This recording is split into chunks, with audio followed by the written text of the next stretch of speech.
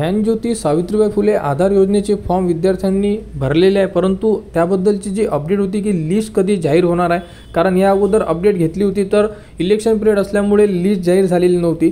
तर आता ऑफिसमधून एक अपडेट घेतलेली आहे, तर विद्यार्थ्यांसाठी आनंदाची बातमी आहे, लिस्ट लागलेली नाही आहे, परंतु आता तुमचे जे फॉर्म आहे त्याचे व्हेरिफिकेशन सुरू आहे आणि यामध्ये तुमच्या 2 लिस्ट लागणार आहे। तर लिस्ट अजूनपर्यंत लागलेली नाही आहे, कारण ऑफिसला विचारल्यानंतर ऑफिसला कागदपत्रे पडताळणी सुरू आहे, म्हणजे तुमचे डॉक्युमेंट व्हेरिफिकेशन सुरू आहे आणि यामध्ये 2 लिस्ट लागणार आहे। यामध्ये पहिली लिस्ट असणार आहे की त्रुटी असलेले फॉर्म, म्हणजे विद्यार्थ्यांच्या फॉर्ममध्ये ज्याही त्रुटी असेल ते फॉर्मची सुद्धा एक लिस्ट लागेल आणि त्यांना त्रुटी पूर्ण करण्यासाठी काही वेळ दिला गेलेला राहणार आहे, म्हणजे ते त्रुटी पूर्ण करू शकतात।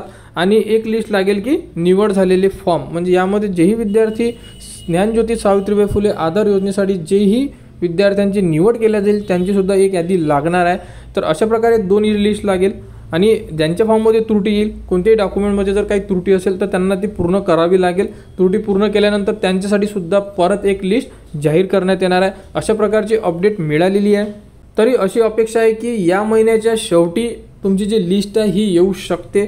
तरी विद्यार्थ्यांनी आपल्या समाज कल्याण ऑफिसला जाऊन व्हिजिट करावी, तिथे नेमके काय प्रोसेस सुरू आहे तिथली प्रोसेस तुम्ही एकदा चेक करू शकता, कारण ही जी इन्फॉर्मेशन देत आहे मी एका समाज कल्याणला व्हिजिट करून इन्फॉर्मेशन घेतलेली आहे, तिथली परिस्थिती अशी आहे, त्यावरच हा व्हिडिओ बनवण्यात येत आहे। तुम्ही तुमच्या समाज कल्याण ऑफिसला व्हिजिट करा, लिस्ट कधी लागेल याबद्दलची अपडेट घ्या, कारण त्या ऑफिसची अपडेट वेगळी सुद्धा असू शकते। तर अशा प्रकारे ही ज्ञानज्योती सावित्रीबाई फुले आधार योजनेची लिस्टबद्दल एक अपडेट होती, कारण भरपूर विद्यार्थी विचारत होते की फॉर्म फिलअप झालेले आहे परंतु लिस्टबद्दल कोणतीही अपडेट आलेली नाही आहे। तर लिस्टबद्दल हीच आहे की तुमचे व्हेरिफिकेशन सुरू आहे, कारण फॉर्म संपल्यानंतर इलेक्शन पिरियड असल्यामुळे ऑफिसमध्ये भरपूर जे काम होते बंद होते आणि इलेक्शन पिरियड संपला आहे आता, तर आता डॉक्युमेंट व्हेरिफिकेशन आणि त्यानंतर जेही त्रुटी वगैरे येतील तसे फॉर्म आणि त्यामध्ये एक लिस्ट सिलेक्शन लिस्ट काढण्यात येणार आहे। अशा प्रकारची ही एक अपडेट आहे। जीही अपडेट येईल ती तुम्हाला आपल्या यूट्यूब चॅनल व आपल्या टेलिग्राम चॅनलवर उपलब्ध करून देण्यात येणार आहे। त्यासाठी आपल्या चॅनलला सबस्क्राईब करा व हा व्हिडिओ इतरांपर्यंत शेअर करा।